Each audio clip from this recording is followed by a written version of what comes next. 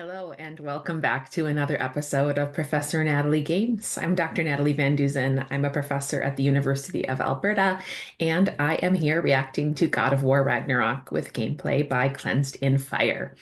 So, this last episode, the most recent one that I reacted to, was really rough. And it's one that I'm still, a couple days later, really kind of reeling over.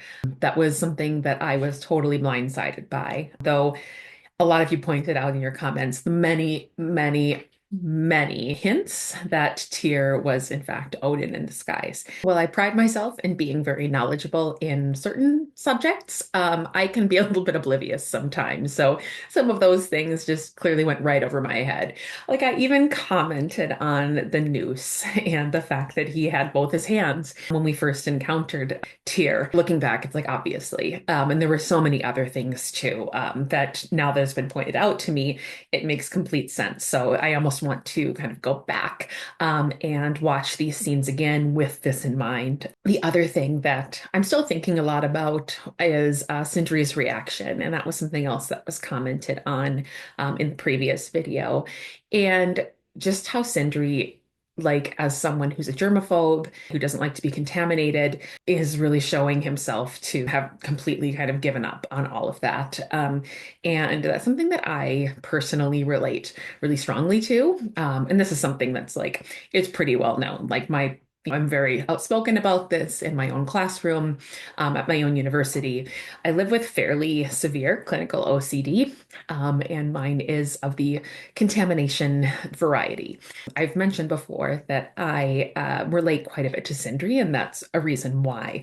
So for me, that was, I think, extra heartbreaking to see how he was not caring anymore, because the idea with contamination OCD and pretty much all forms of OCD is you engage in particular rituals. For contamination OCD, it's usually, a lot of washing, cleaning, decontaminating yourself because you are trying to protect yourself or loved ones from some perceived danger. And for Sindri, the worst possible thing has happened. He's lost his family, the person that he's loved the most and has tried to protect the most. So he has no reason to engage in these rituals anymore. And he's just kind of given up entirely. So as someone who is in that headspace a lot, I really felt for him. And that was really hard for me to watch. And I think that that is really a testament to this game and to the game developers, is the really human component of so many of the characters, that I think that there's so much that is, for better or worse, relatable for so many of the people who are playing this game and watching these scenes. It speaks so highly to the story that's been being told here. All mythology aside, I did not expect this to impact me in the way that it has. It has been really rewarding, if really heartbreaking at times. And it's also brought me to a really great community of folks. I enjoy all of your thoughts and comments. I read every one of them, and it makes me really happy that there are people out there watching these videos and who are enjoying learning. So let's get back to it and see what mythology comes up next.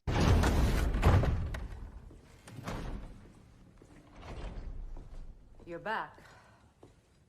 Are you with us? Good. It's time. Time for what, dare I ask? Time to unite the realms against Odin, once and for all. Tyr tried to unite the realms. The real Tyr. Everyone loved him. And even he failed. Then we better not fail, or there will be no one left to try. This is Ragnarok. And Odin's already heard every blasted plan we have. Yes, we've lost the element of surprise. More than that, we have only one way to Asgard, and it's not subtle. Yellow one. It means we enter from Tyr's temple, here. Asgard's wall is here. Odin's host of Einherjar will hold the space in between. Which means we need armies of our own. As many as will answer the call. Numbers Odin won't see coming. And that's just to reach the wall. To breach the wall, we'll need to find Surtr. Ratatoskr was able to procure this. The three of us will go. I know just where to look. Splendid. Allies, then. Who do we think we can get? I'll venture to Helheim. Try to recruit the army of the dead. And I'll return to Alfheim to unite the elves. Just like that. Unite the elves after centuries of war. Well, they really like me and all fine. And you, to Valheim. Yes, to find Sigrun and muster the free Valkyries. Midgard has no army. No Niflheim, no Jotunheim. That leaves only Svartalfheim. I'll go to Svartalfheim. Sindri? Are you sure? I said I'll go.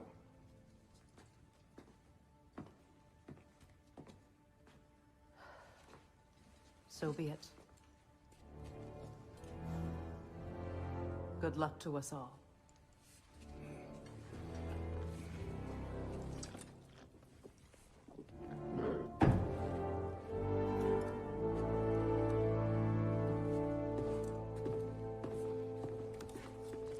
Yeah, so just really briefly about Surtr.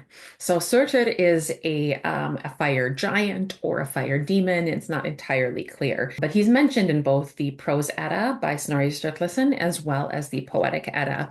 And I'm just going to read to you very briefly what Snorri has to tell us about him and his role in Ragnarok. Amid this din, the sky splits apart, and in ride the sons of Muspel. Surt comes first, riding with fires burning both before and behind him. His sword is magnificent, and the glare is brighter than that from the sun. As they ride across Bifrost, it will break, as was told earlier. Muspel's sons advance until they reach the plain called Vigrid, Battle Plain. The Fenris Wolf and Midgard Serpent also go there. So, and it goes on and on and on. This is all within the context of Ragnarok and the various things that are happening as it starts to really pick up the pace. So, having him as they're going to be broaching Asgard is really quite fitting. What's interesting, though, is in Ragnarok, as it's told in the mythology, Surtr and Freyr are the ones who go against one another.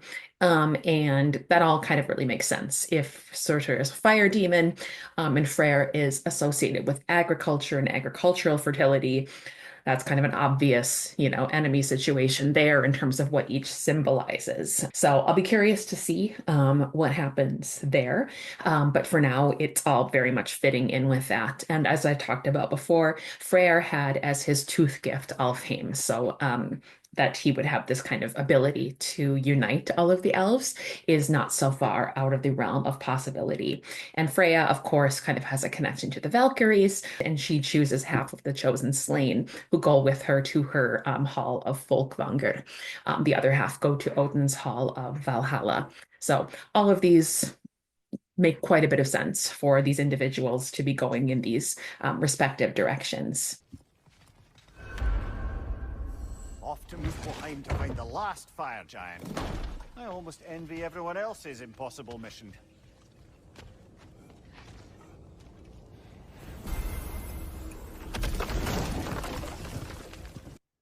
And Muspelheim is one of these kind of primordial regions. There's Muspelheim and Niflheim, and Niflheim is the very cold region, and of course it's portrayed as such in the game.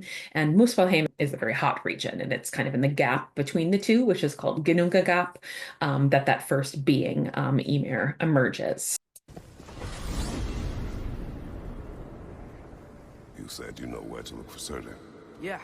I unlocked the secrets in his shrine when I was in Muspelheim with Thor. Thor. Don't worry. You didn't see me go in. That was not my worry. Now look, when we find Surtr, we'll have to convince him to combine with his wife, Sinmara. Combine.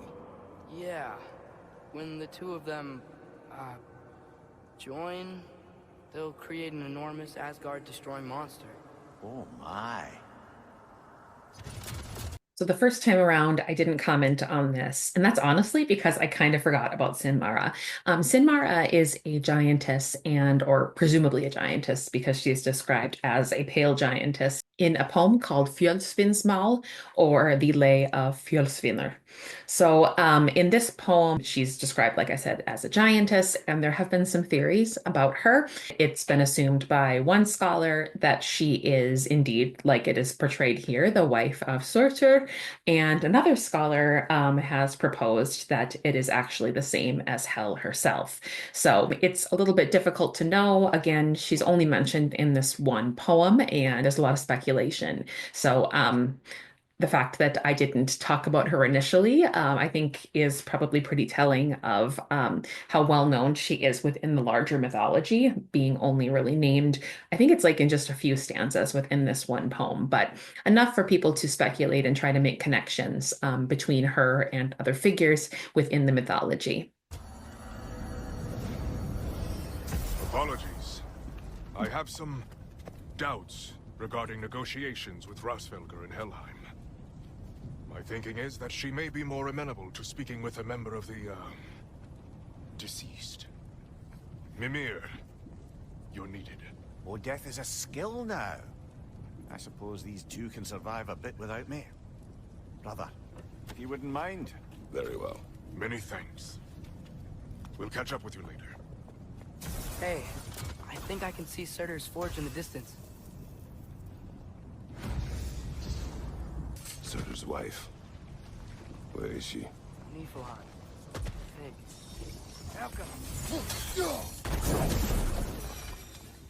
I wonder if they saw their problem and decided to isolate themselves in their home realms to fight it. Understandable.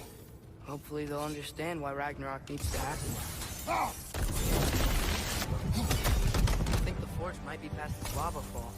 You know this. When I was here before, I saw something that looked like a forge anyway.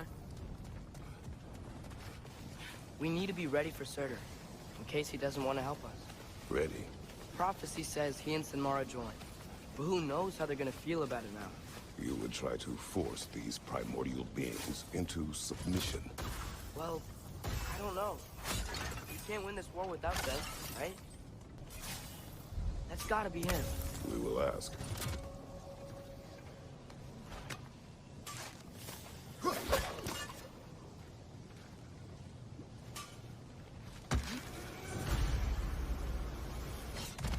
Hello? Surtr? Well, either it isn't him, or he's ignoring us. Come on.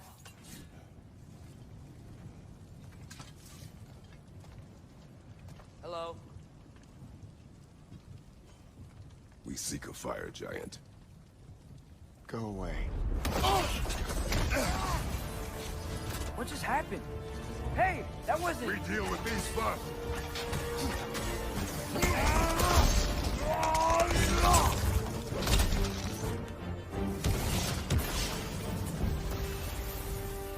Man, if that is Surtr, he's got a lot to answer. As you said, we need him.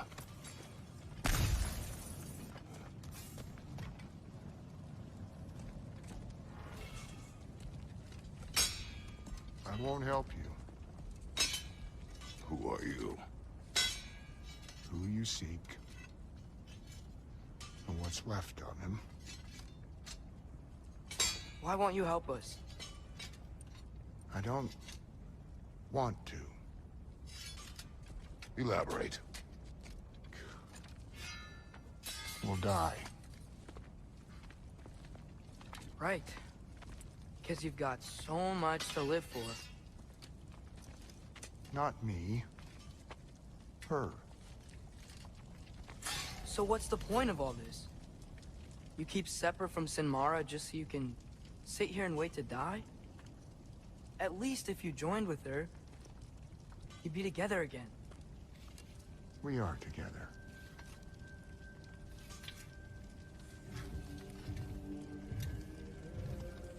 Got her heart. She's got mine. It's not much, but it's enough. But you're not even... Have you ever been in love? It's pretty good.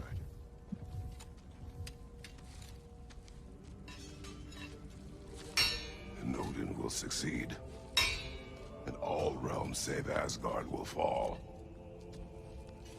Yeah, he must die. It's true. But I won't sacrifice her any more than you would him. Sorry.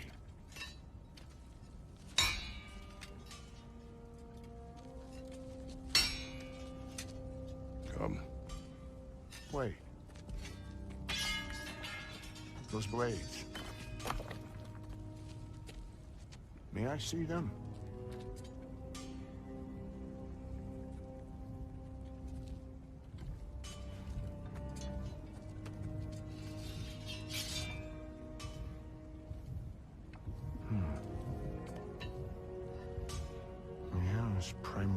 fire in those. May are not of these lands. Shouldn't matter.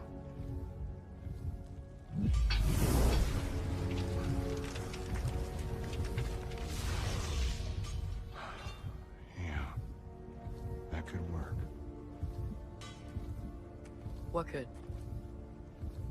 Put those in here, and I'll become your monster. But I don't want her involved at all. But the prophecy says you two have to combine. Sure this'll work?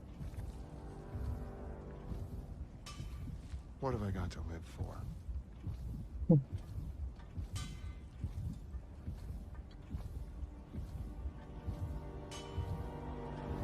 Not here. Follow me.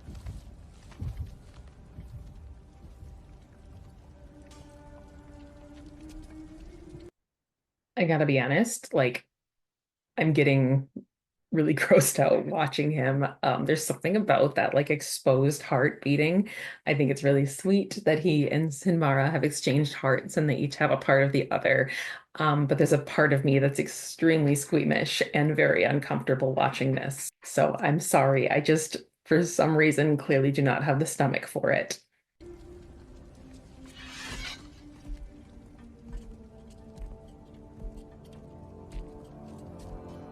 Where do we go?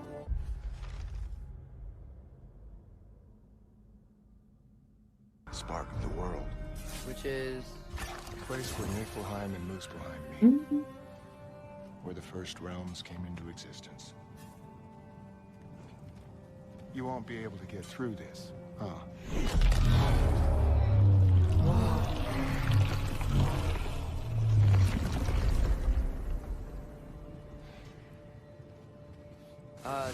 Surtr? Still me. Better than walking. What awaits us at this spark of the world? Magic. Primordial stuff. With that and your blades and my heart, we'll be good. I'll get big. Smash stuff. You'll like it. But what'll happen when you change? Don't know. Won't be me anymore. But how will you, or, future new you, know when to attack Asgard? You got the horn, right? Yeah? We're good. Surtr, were you here at the beginning of everything? Yeah, What was it like? loud. So, here it is. The spark of the world. This is... beautiful. I'll meet you across. This feels too easy. Odin knows we have yellow on. He knows you have the mask. After killing Brock, he knows we would seek Surtr to start this war. But what other choice do we have? None. He knows that too.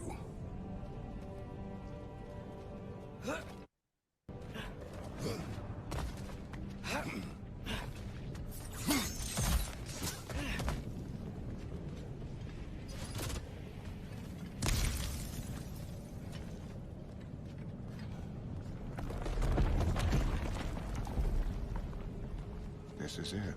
What about Sinmara? Should we at least tell her? No. It'd hurt her too much. More than not knowing what happened to you?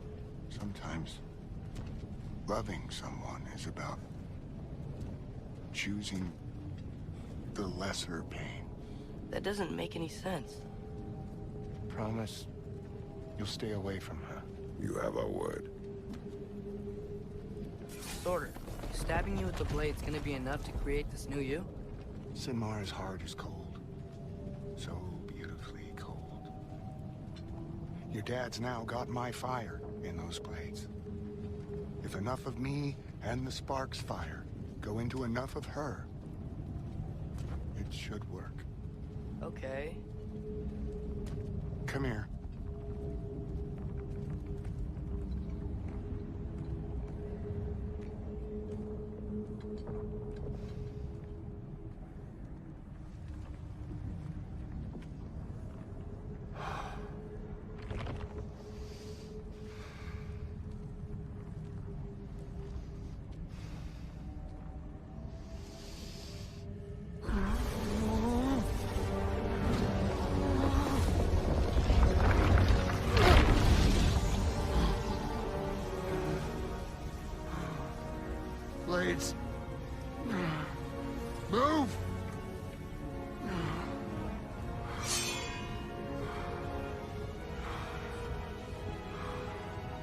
This'll hurt.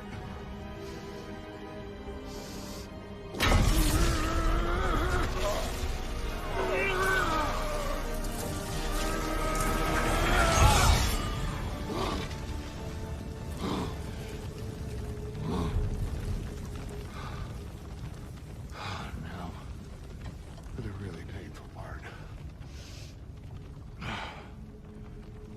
My fire, her heart. Combine them, you get Ragnarok. It's time.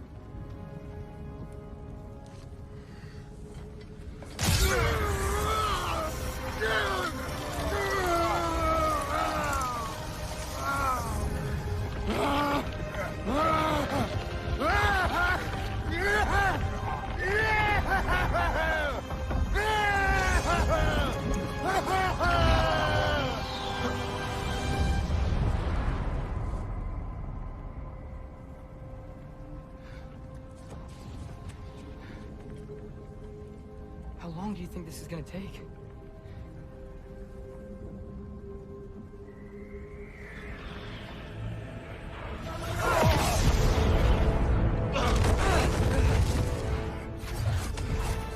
Valkyries! Odin must have sent them!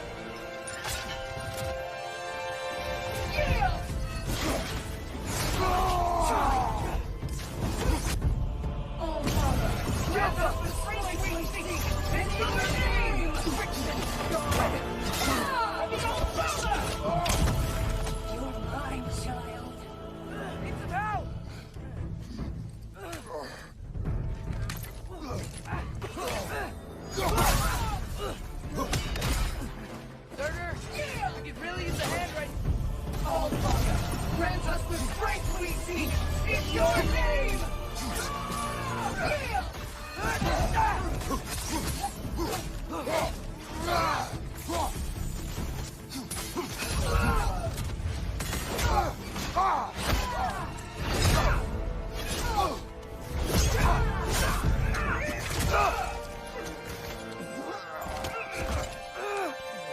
Get away from him!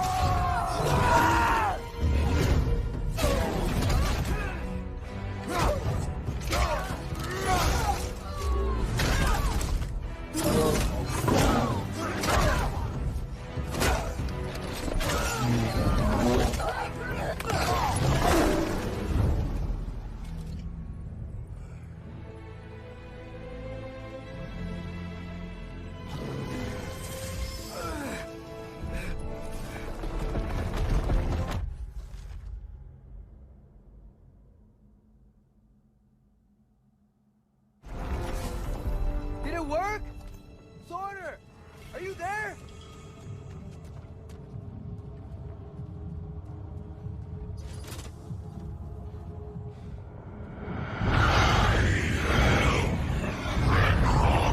Whoa! Will you help us attack Asgard?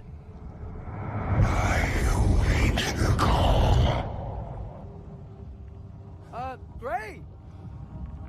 Hear that? All we have to do is call him with Gjallarhorn when we're ready. Let's head back to Muspelheim. We can take the Mystic Gateway back from there. So I love the presentation of Muspelheim. And I mean, my squeamishness aside, that was very, very cool. And that's a me issue. Nothing against what the game developers did. And I love that they referred to the spark because that is something that's taken directly from the mythology. So indeed, at the beginning of time, where there were these two regions, there was Niflheim and there was Muspelheim. And Niflheim was the cold region and Muspelheim was the hot region. And Surtr is associated with Muspelheim. What Snorri tells us is that Muspelheim is bright and hot. That region flames and burns and is impassable for foreigners and those who cannot claim it as their native land. Sort is the name of he who waits there at the land's edge to defend it. He has a flaming sword, and when the end of the world comes, he will set off to battle and defeat all the gods, burning the whole world with fire. And a little bit later, it talks about this gaping void between these two regions, which is known as Ginnungagap, or yawning void, is it's how it's sometimes translated too. And it talks about how coldness comes from Niflheim and in this region, but on the southern side, where it borders Muspelheim, sparks and glowing embers flow from it. So this reference to a spark is once again taken directly from the mythology. And this idea that the union of the hot and the cold region would give rise to this being Ragnarok is something that really parallels the story of creation. So what Snorri tells us in his Edda, after he tells us about how the northern regions that border on Niflheim produce things that are misty and sometimes poisonous and cold, and that from the hot regions that border with Muspelheim, there are sparks and glowing embers. It says, just as coldness and all things grim came from Niflheim, the regions bordering on Muspel were warm and bright, and Ginnungagap was as mild as a windless sky. It thawed and dripped at the point where the icy rime and the warm winds met. There was a quickening in these flowing drops, and life sprang up, taking its force from the power that sent the heat. The likeness of a man appeared, and he was named Ymir.